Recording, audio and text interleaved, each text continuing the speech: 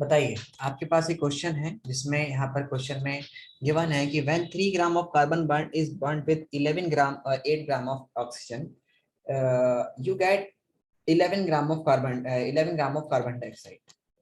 अब यहाँ पर कह रहा है क्वेश्चन में कि अगर इफ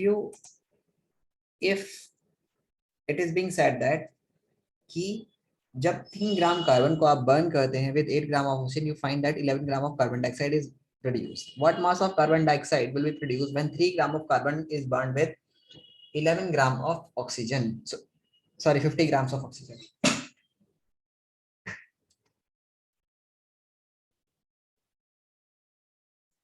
बताइए क्या जवाब होगा इसका।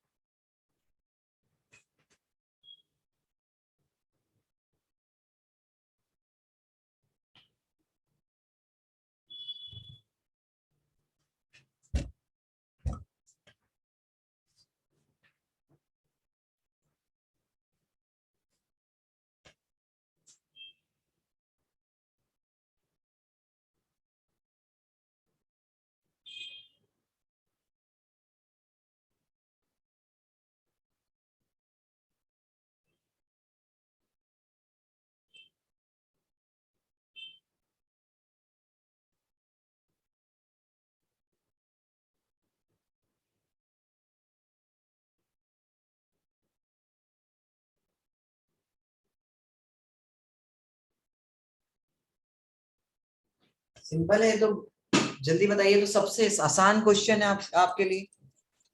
Sir 11 gram. Yes, 11 gram will B form. आपको पता है कि कार्बन जब ऑक्सीजन के साथ रिएक्शन करता है तो कार्बन डाइऑक्साइड बनाता है। इसमें जो उसका रेशियो है वो 3:8:11 का रेशियो है। अगर आपने इसको 3 लिया और ये 50 कर दिया तो आपको कितना बनेगा? जाहिर सी बात है 3 ग्राम के साथ 8 ग्राम चाहिए होगी, उसके बाद आगे की ऑक्सीजन के रिएक्ट करने के लिए कार्बन खत्म। So only 11 gram of carbon dioxide will be form. समझ में आया? अब इसकी कौन से लॉ के अकॉर्डिंग आप बोल रहे हैं?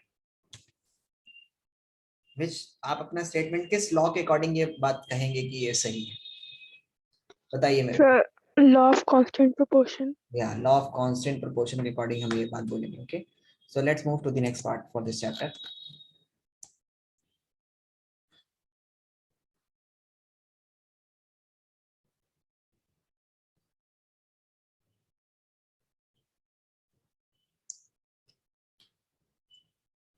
चलिए, यही आपके स्क्रीन पर एक क्वेश्चन है। Hydrogen oxygen combined ratio 1:8 form. What mass will be required? कितना मास आपको चाहिए होगा? What mass such a to form what mass of oxygen would be required to react completely 3 grams of hydrogen gas? कितना oxygen के लिए कितना oxygen आपको चाहिए होगा अगर आपको 3 ग्राम कंप्लीटली रिएक्ट कराना है ऑक्सीजन? 3 ग्राम हाइड्रोजन के लिए कितना ऑक्सीजन चाहिए होगा आपको? बताइए।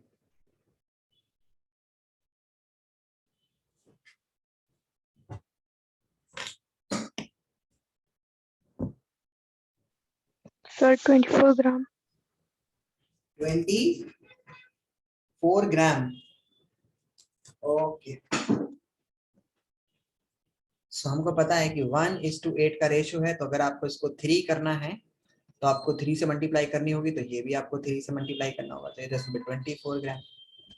अगर ये आपको 3 ग्राम दे रखा है तो ये आपको करना। समझ आया रादुल्ला, मिराज, एवरीवन? सो ये हम लोग डाल्टन एटॉमिक थ्योरी के पोस्टुलेट पढ़ चुके हैं और इसमें हम लोग ये जान चुके हैं। अब हम बात करते हैं, चलो एक मिनट समझो। अब मैं आपको समझाता हूँ। वो भी क्या? Atomic mass. एटॉमिक मास, चलो एटॉमिक मास यूनिट समझते हैं।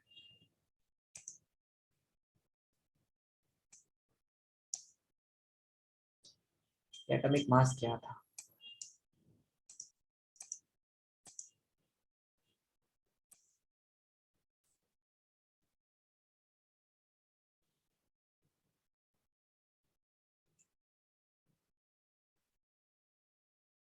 ओके, एक मिनट,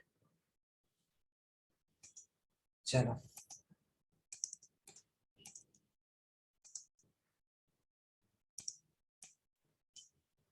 ऐसा होता है कि एक्चुअल में आप जानते हैं बेटा एटॉमिक मास क्या है। एटॉमिक मास समझने की कोशिश करते हैं, ध्यान समझना। एटॉमिक मास के वर्ड से ही आपको पता चल रहा है it is the mass of an atom. The atomic mass क्या होगा? एटॉमिक मास हम बोलेंगे कि it is the mass of an atom. एक एटम का जो मास होता है उसको हम लोग एटॉमिक मास बोलते हैं। Got it? समझ आया? मुझे एक यस सर। एक स्लाइड अगर प्रिपेयर्ड हो मेरे पास तो मैं 1 मिनट निकाल ले ही लेता हूँ।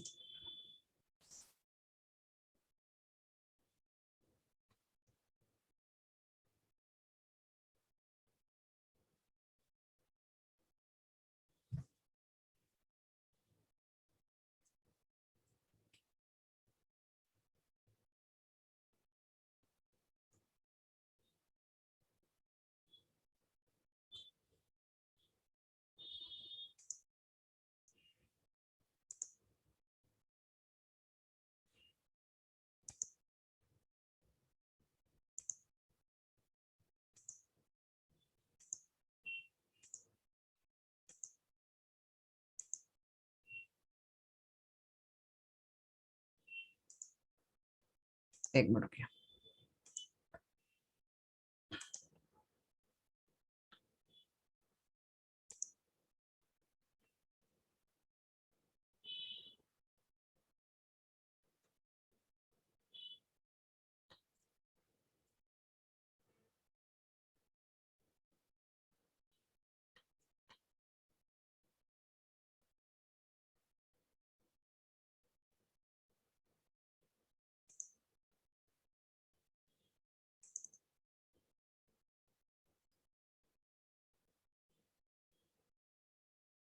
ओके,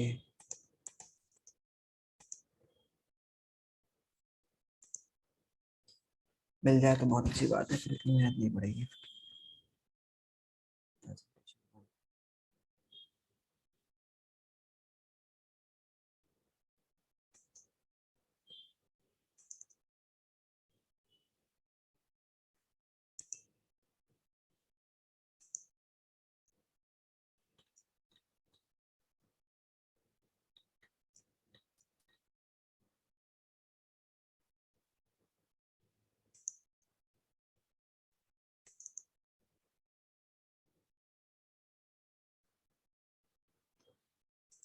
चलिए, नहीं मिल रही तो कोई बात नहीं, हम लोग इसमें स्टार्ट करते हैं।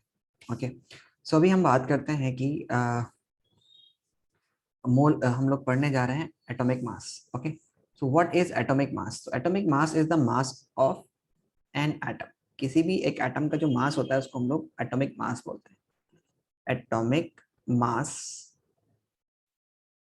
is the mass of an atom. You can simply say that it is the mass of an atom.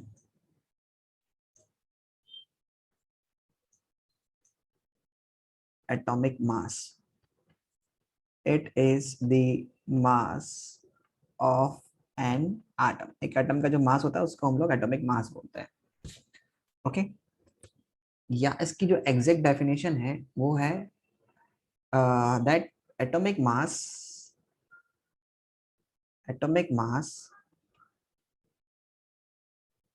हम बोल सकते हैं कि it is the mass, it is the number for an atom, that tells us how much how much how much time how much times the atom is heavier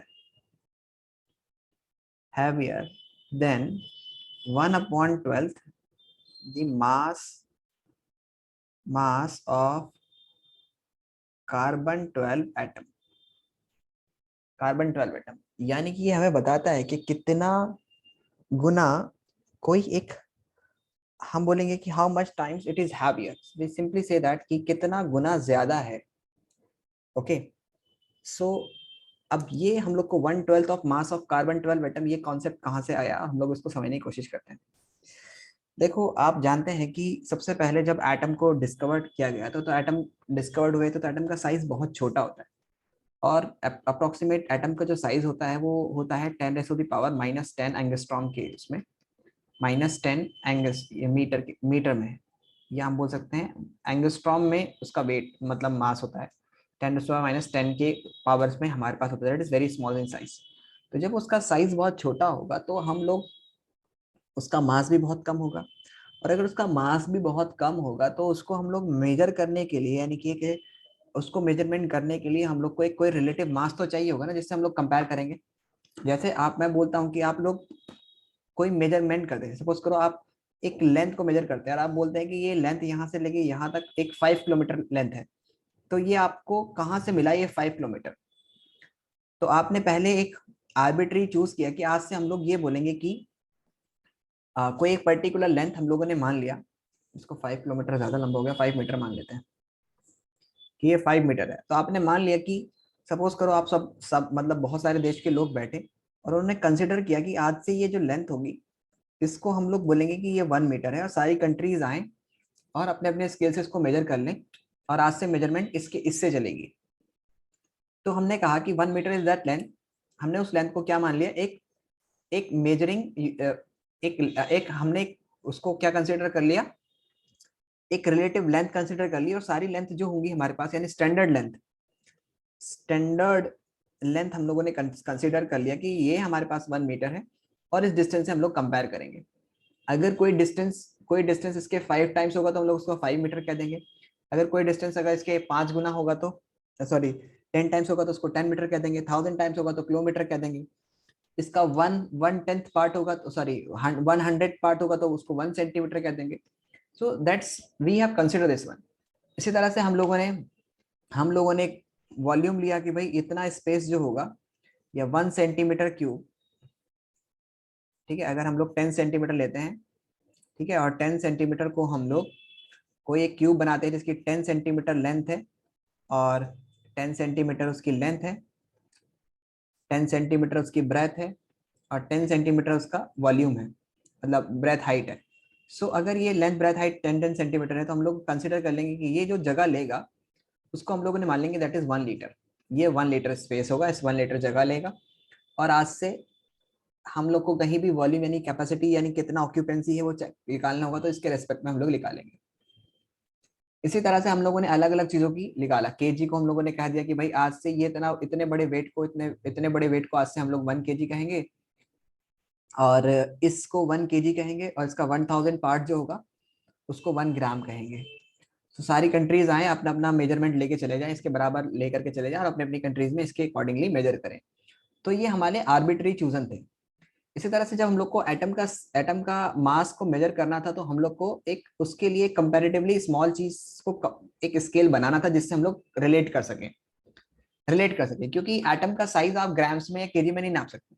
for example अगर आप एक ring, gold की ring आप लेने जाते हैं, gold ring, ठीक है, गोल्ड की रिंग लेने जाते हैं तो आप वो आपकी सपोज कीजिए कि वो आपकी 5 ग्राम्स की गोल्ड की रिंग है, 5 ग्राम।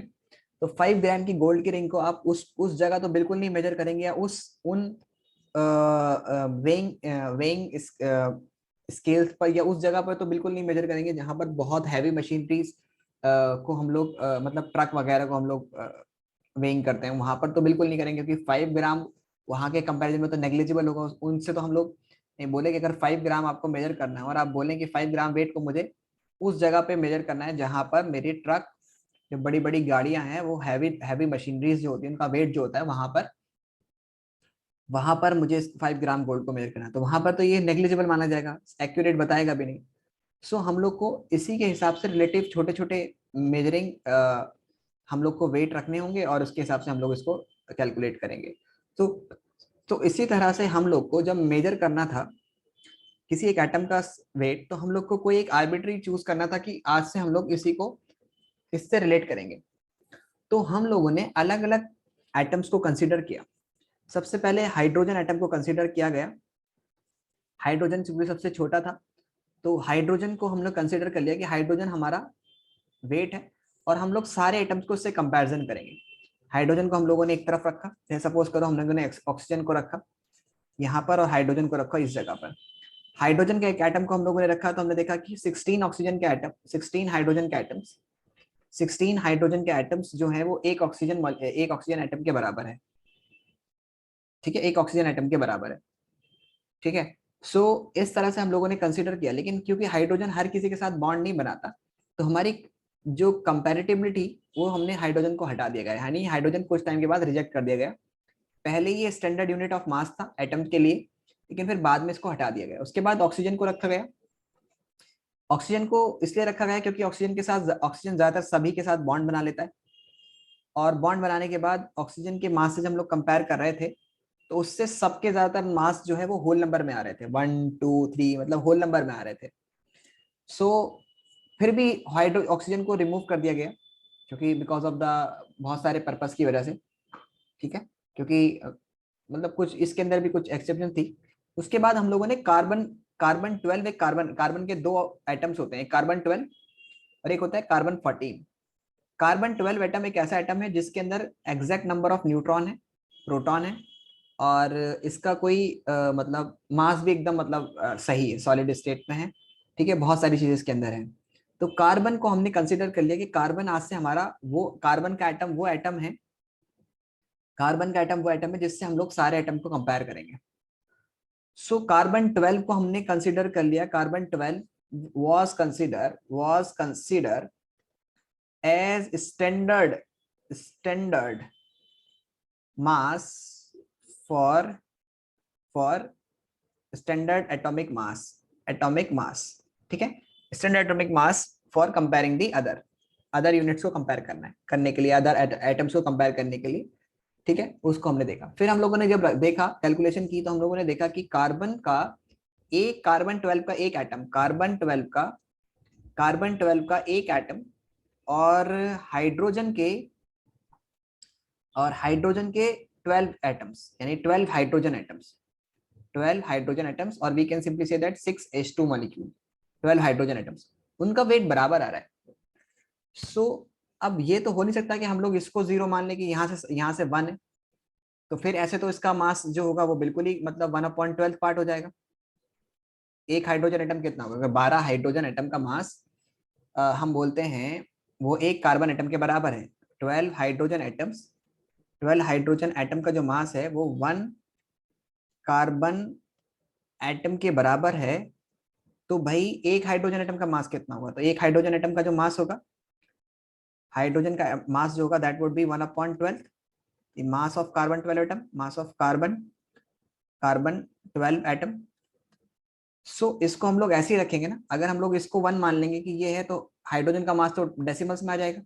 अगर हम लोग पूरे पूरे कार्बन 12 के एटम को एक यूनिट मान लें कि कार्बन 12 जो है वो हमारा एक यूनिट है, तो हाइड्रोजन एटम का जो मास होगा तो वो तो 1/12 करके यानी डेसिमल्स में आ जाएगा।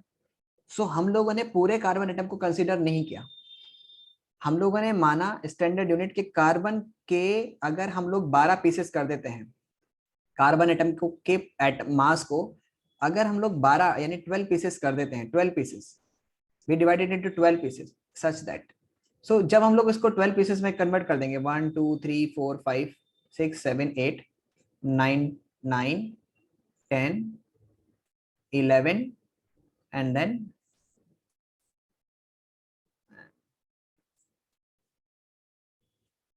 1 2 3 4 5 6 7 8 9 10 11 12।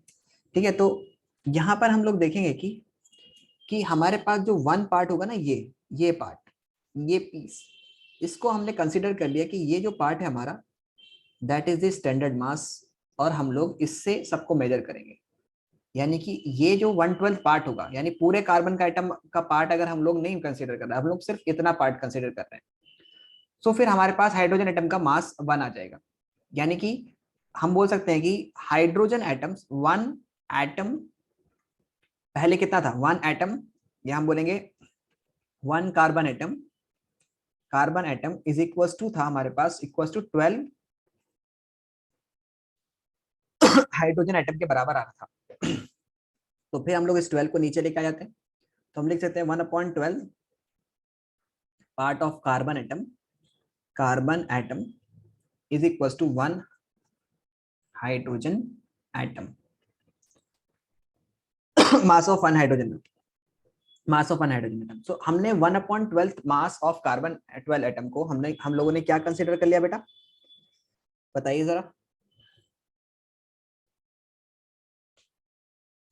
इसको हमने कंसीडर कर लिया कि 1/12 जो है वो हमारे पास, इसको हम लोगों ने मान लिया कि that is our standard atomic mass unit. यानी कि हम लोगों ने इसको मान लिया कि 1/12 हमारे पास क्या है, atomic atomic mass mass unit. ठीक है, यानी 1/12 को हमने क्या मान लिया, 1/12 the mass of carbon 12 atom is our atomic mass unit. इसी तरह से हम लोगों ने देखा कि हमारे पास 2 कार्बन एटम यानी 2 कार्बन एटम का जो मास था, ठीक है, वो एक मैग्नीशियम एटम के बराबर था। एक मैग्नीशियम एटम के बराबर था, एक मैग्नीशियम एटम के बराबर था।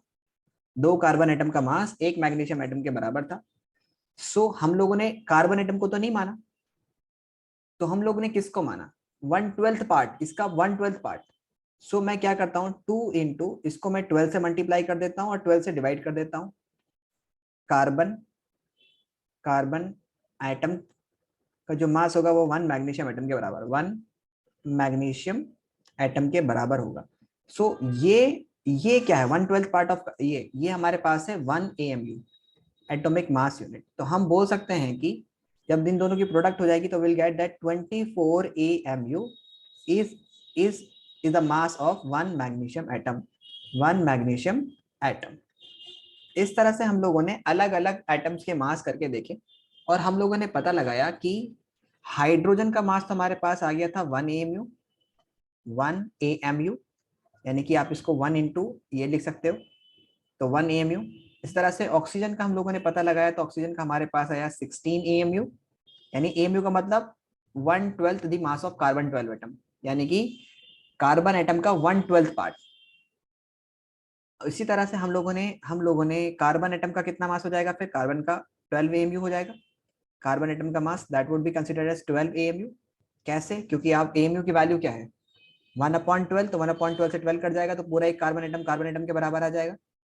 तो इस तरह से हम लोगों ने अलग अलग एटम का पता किया कि सोडियम का जो मास था दैट इज सोडियम एटम का mass, that we consider it as 23 AMU standard atomic mass unit. So AMU is the standard atomic mass unit, that is the 1/12 part of the carbon 12 atom. So we can say here that we can simply say here that the mass of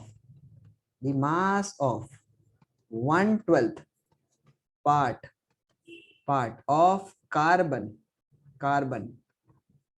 12 atom was considered as standard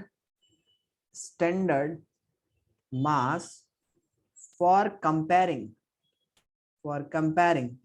the mass of other atom, and it is called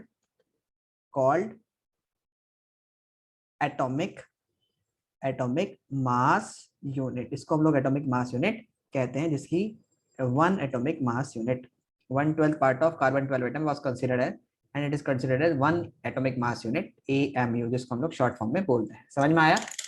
समझ आया किसको समझ नहीं आया मुझे बताओ। Yes, sir. Understood. Understood. हाँ ना, समझ आया। Yes, sir. मिराज समझ आया, सॉरी मिराजुल्लाह समझ आया। Yes, sir. तो इस तरह से हमारे पास अलग अलग एटम्स थे और उनके इस तरह से हम लोगों ने मास कंसीडर करते चले गए और हम लोगों ने इस तरह से पता लगाया। Got it. सो अलग अलग एटम्स। सो अभी हम लोग डिस्कस करें तो क्या था हमारे पास, वो यही था पहले कि 1/12 मास क्या था कार्बन का, ठीक है। सो यहाँ पे 1/12 आएगा, यहाँ पे मिस प्रिंटिंग है, इट इज 1/12, 1/1/12 पार्ट ऑफ वो कार्बन एटम के बराबर हुआ। इस तरह से हमारे पास 1/1/12 ऑफ नाइट्रोजन एटम का हमारे पास 14 आया और इस तरह से हम लोग कंसीडर करते चले गए कि that 1 AMU is 1/12 the mass of carbon 12 atom. अब जैसे जैसे इसकी आगे वो हुई, मतलब प्रोडक्शन हुआ, तो हम लोगों ने actual mass of carbon atom निकाल लिया। मतलब क्या हुआ इसका कि हम लोगों ने actual mass of carbon atom was हम लोगों ने निकाल लिया। एक मिनट, ठीक है, मतलब अभी हम लोग ने, अभी तो हमारे पास ग्राम में नहीं था, लेकिन जैसे जैसे स्पेक्ट्रोस्कोपी यानी जैसे जैसे हमारी टेक्नोलॉजी बढ़ती चली गई, उसके बाद हम लोगों ने actual mass of atom was calculated in grams. ठीक है, so as as further science develop, further science developed,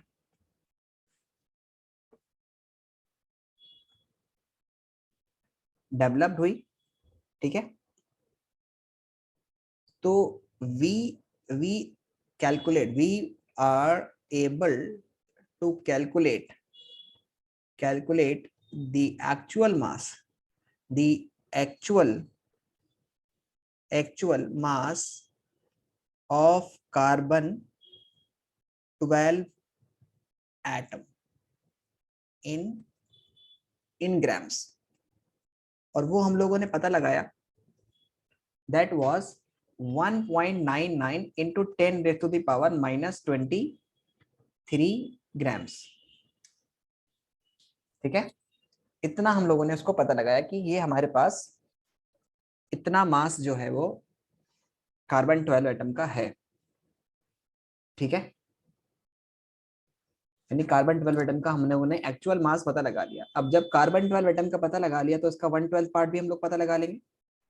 सो पूरे एटम का अगर इतना है कार्बन 12 का ग्राम्स में इतना है, तो 1/12 of this carbon 12 atom would be equivalent to 1/9 into 10 to the power minus 23 upon, इसको 12 से डिवाइड कर दो, एक प्लेस डेसिमल इधर ले जाओ, एक और डिजिट बढ़ा दो उधर। ठीक है, एंड दैट वुड बिकम 24। ठीक है, माइनस ऑफ 24। सो यहाँ पर मैं इसको क्या करता हूँ, so when you divide it, लिखेंगे तो आप इसको आप ऐसे लिख सकते हैं that you will 1/9.9 into 10 raised to the power minus of 23 divided by 12। when you divide it you will get 1.67 into 10 raised to the power, यहाँ पर 24 हो जाएगा, डिवाइड करेंगे तो 1.67 10 to the power minus of 24 grams। so you will find that 1.67 into 10 raised to the power minus of 24 grams, sorry 21.67 into 10 raised to the power minus of 24 grams। ये हमारे पास, और इसको केजी में कन्वर्ट करना है तो 1.67 इंटू 10 पावर माइनस 27 केजी। ये हमारे पास स्टैंडर्ड यूनिट आ गई किसकी, वन एटॉमिक मास की ग्राम्स में और केजी में, यानी कि अब हम लोग एटम का मास ग्राम्स और केजी में भी कैलकुलेट कर सकते हैं। समझ आया, समझ आया बेटा? Yes sir. कॉपी करो इसे।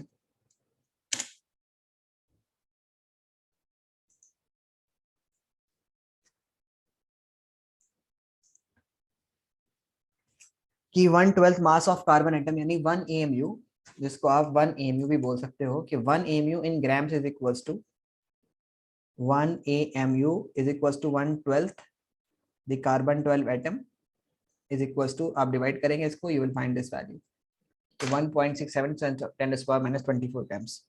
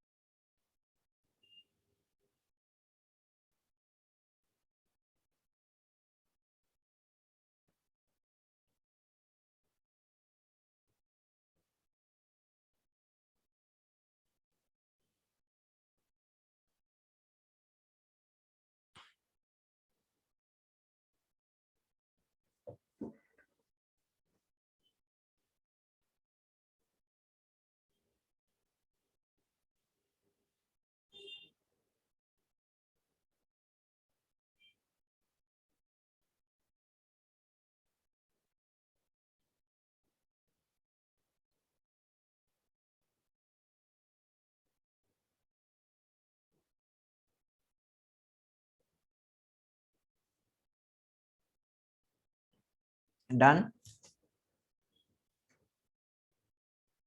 Copied?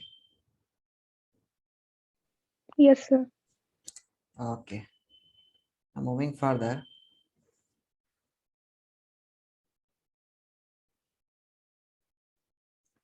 Hydrogen, we have this one.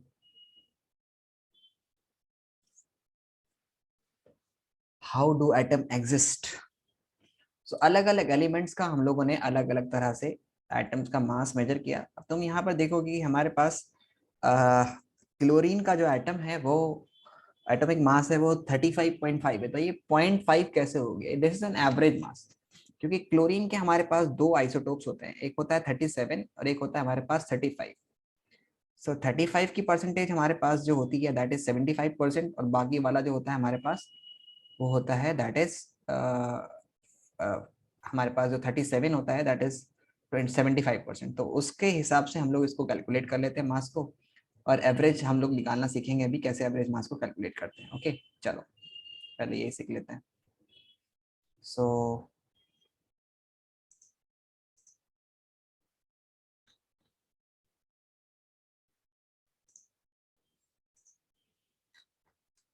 अभी मैं बात कर रहा हूँ यहाँ पे एवरेज मास को निकालने की. ठीक है, तो एवरेज मास हम लोग कैसे निकालते हैं? जैसे हमारे पास क्लोरीन के दो एटम्स हैं. ठीक है, एक है क्लोरीन का एटम दैट इज 35.5. कहाँ गया भाई?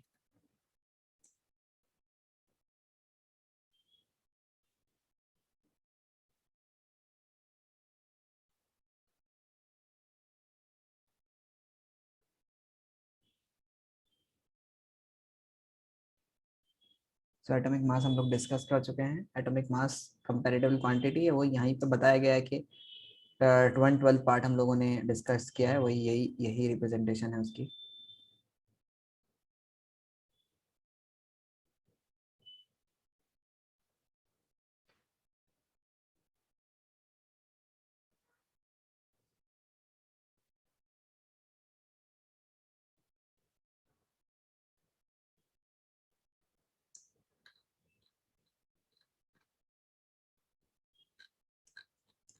इसमें नहीं दे रखा तो हम लोग अपने क्वेश्चंस था, तो इसमें यार पता नहीं कहाँ गया.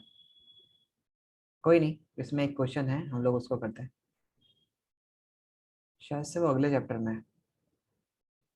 इसमें नहीं है, वो अगले चैप्टर में है.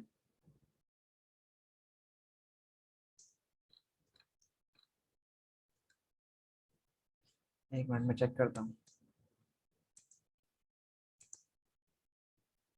कोई नहीं, अगले चैप्टर में सीख लेंगे उसको. ठीक है. सो अगर हम बात करते हैं, यहाँ पर हम लोग डिस्कस कर चुके हैं कि एक मॉलिक्यूल, तो मॉलिक्यूल जो है हमारे पास जो एलिमेंट्स होते हैं वो कुछ मॉलिक्यूल्स में ही एग्जिस्ट करते हैं. जैसे कि मैं बात करूँ तो हाइड्रोजन एटम्स. ठीक है, हाइड्रोजन एटम्स हमारे पास जो एग्जिस्ट करता है, हाइड्रोजन वो H2 मॉलिक्यूल की फॉर्म में एग्जिस्ट करता है. ऑक्सीजन एटम O2 मॉलिक्यूल की फॉर्म में एग्जिस्ट करता है.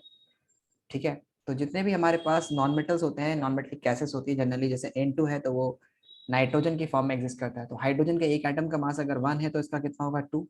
ऑक्सीजन के एक एटम का मास अगर 16 है तो इसका कितना होगा 32. अगर नाइट्रोजन के एक एटम का मास 14 है तो इसका कितना होगा 28. तो इस तरह से हम लोग मास को कैलकुलेट कर लेते हैं. ठीक है, तो कुछ क्वेश्चंस हैं जो आपको कैलकुलेट करने हैं, और बताइए मुझे कि उनका मास कितना होगा. Molecular mass.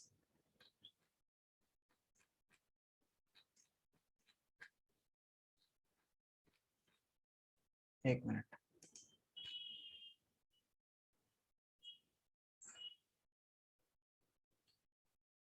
चलिए मॉलिक्यूलर मास.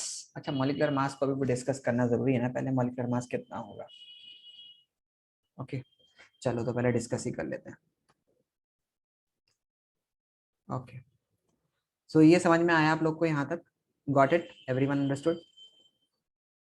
ठीक है, अब हम लोग आगे चलते हैं. हम लोगों ने देखा कि एक एटम का मास अगर हमारे पास कितना है, बेटा ध्यान समझना. अगर हम लोगों ने माना कि एक एटम का मास, फॉर एग्जांपल हाइड्रोजन के एक एटम का मास हमारे पास कितना है, 1 एटम ऑफ हाइड्रोजन. हाइड्रोजन का जो मास है वो हमारे पास इज 1 AMU, 1 AMU है।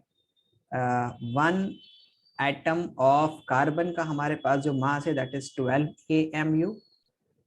ठीक है, फिर हम लोग 1 एटम ऑफ मैग्नीशियम की अगर मैं बात करता हूं तो मैग्नीशियम की हमारे 1 एटम की बात, मैग्नीशियम Mg इज 24 AMU। ठीक है, इस तरह से तो 24 AMU, 24 AMU को मैं क्या लिख सकता हूँ, 1 इंटू, इसको मैं लिख सकता हूँ 1.67 टेंस पावर माइनस 24 ग्राम्स। इसको मैं क्या लिख सकता हूँ, दैट इज 12। ठीक है, 12 into 1.67 into 10 raise to the power minus 24 grams. और इसको मैं क्या लिख सकता हूँ, that is 24 into 1.6 into 10 raise to the power minus 24 grams. यानी एमयू की वैल्यू मैं पुट कर दूं तो मेरे पास एक्चुअल मास आ जाएगा एक एटम का कितना है। अब समझने की बात क्या है कि हम लोग एक काम करते हैं, अगर मैं ये मान लेता हूं कि मैग्नीशियम का मास जो है वो एक एटम का 24 है, तो मैं काम करता हूं कि मैं 24 ग्राम्स में मैग्नीशियम एटम्स निकाल के बताता हूं कितने होंगे। तो मुझे पता है कि अगर मेरे पास मैं बोलता हूं, मुझे मुझे निकालना है कि मुझे बताना है कि 24 ग्राम, अगर मेरे पास इतने ग्राम मैग्नीशियम एटम होते हैं तो उसमें इतने ग्राम अगर मेरे पास होगा मैग्नीशियम तो उसमें एक एटम होगा। यानी इफ वी हैव 24 इंटू 1.667 या 66 into 10 raise to the power minus 24 grams अगर मेरे पास है, तो उसका मतलब हुआ कि उसमें 1 मैग्नीशियम एटम है, मैग्नीशियम एटम है। सो अगर मैं इसको बेटा इसको डिवाइड कर देता हूं किससे, ध्यान समझना। अगर मैं, मेरे को ये पता करना हो कि मुझे बताइए कि अगर मैं 24 ग्राम्स मैग्नीशियम एटम ले लेता हूं तो मेरे पास कितना होगा, तो इसको मेरे को 1 से डिवाइड करने, मतलब इसको 1 करने के लिए मेरे को क्या करना पड़ेगा, पहले मैं निकाल लेता हूं कि 1 ग्राम मैग्नीशियम में कितने मैग्नीशियम एटम होंगे। So for this I have to divide this number, that would be 24 into 1.66, 24 into 1.66 into 10 power minus 24। तो यहाँ पर भी मैं उसी नंबर से डिवाइड कर देता हूँ, 24 इंटू 1.66 इंटू 10 पावर माइनस 24। ठीक है, सो अब मैं इसको डिवाइड करूंगा तो मेरे पास आ जाएगा 1 ग्राम, यानी 1 ग्राम अगर मेरे पास मैग्नीशियम होगा तो उसमें इतने एटम्स होंगे, 1/24 into 1.66 into 10 raise to the power minus 24। इतने एटम्स होंगे, सॉरी इतने एटम्स होंगे, ग्राम में नहीं करेंगे हम लोग उसको।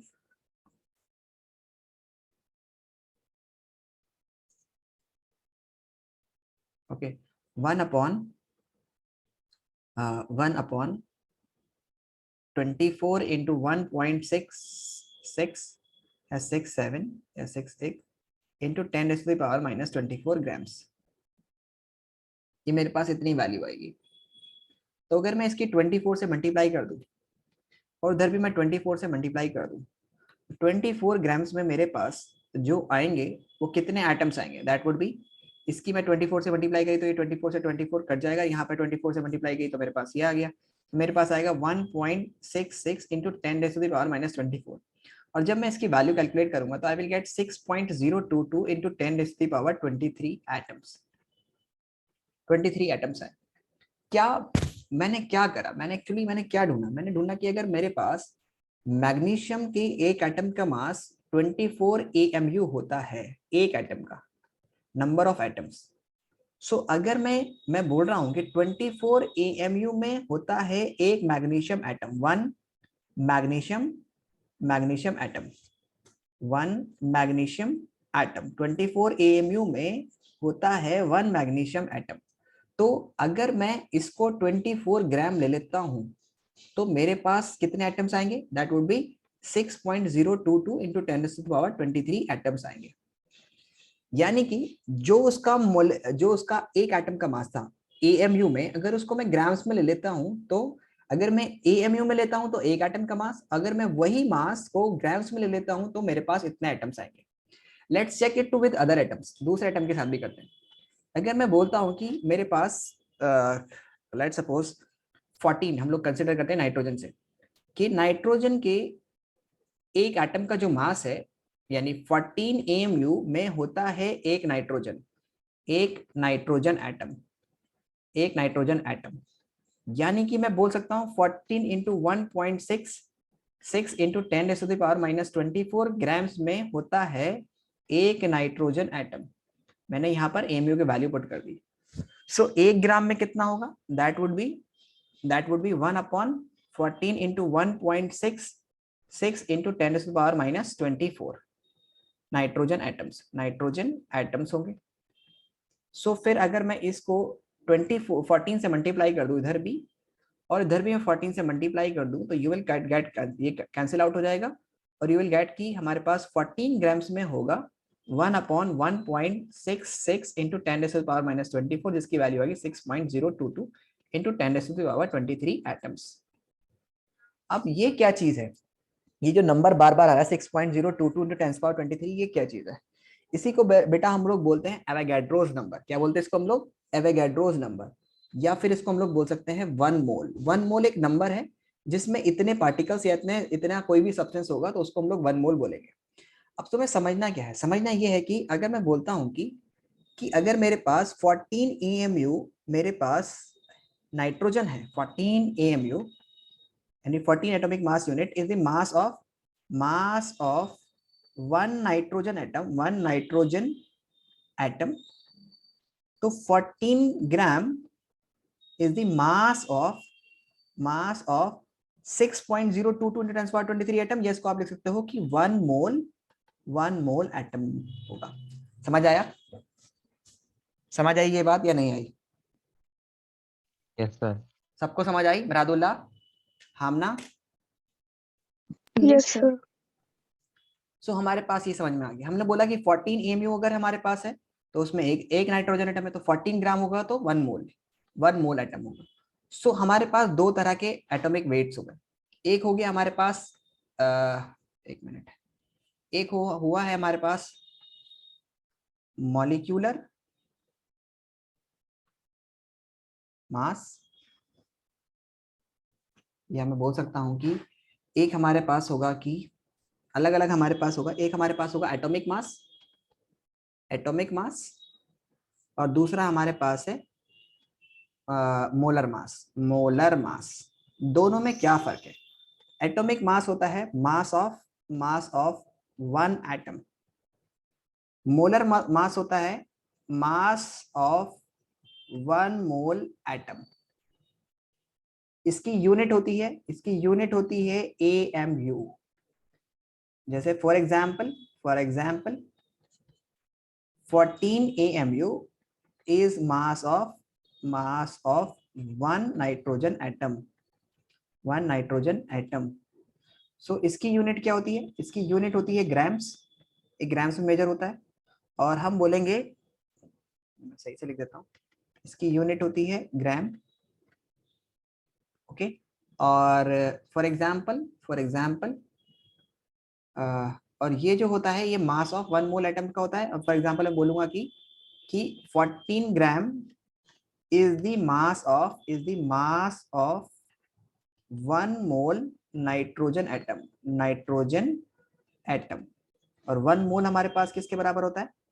अरे यार, 1 मोल इज इक्वल टू होता है 6.022 इंटू 10⁻23 6.022 इंटू 10⁻23 एटम्स।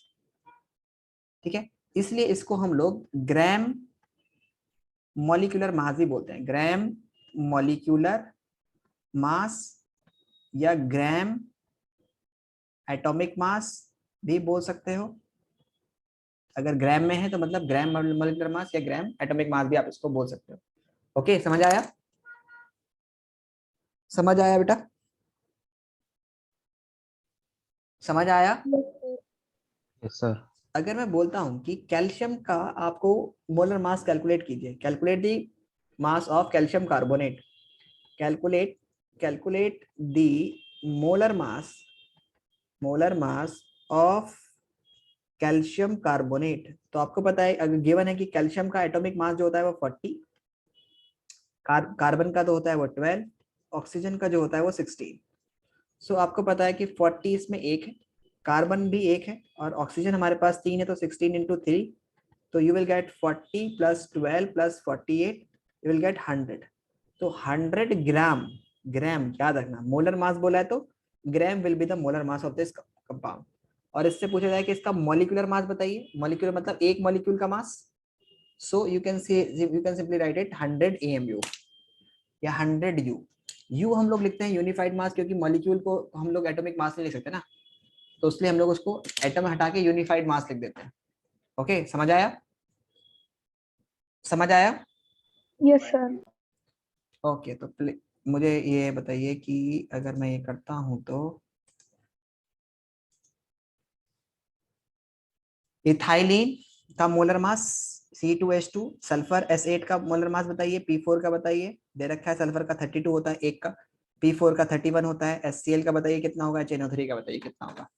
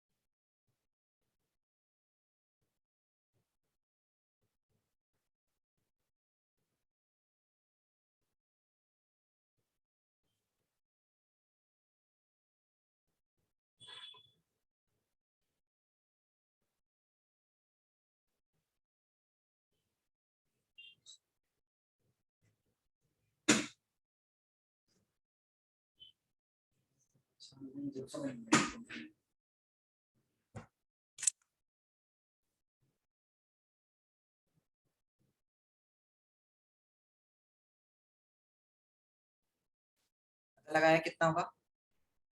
C2H2 का कितना होगा बेटा?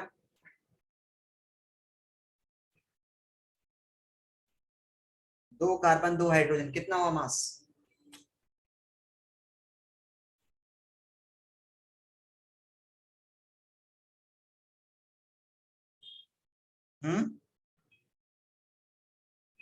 बोलो. That will be 26.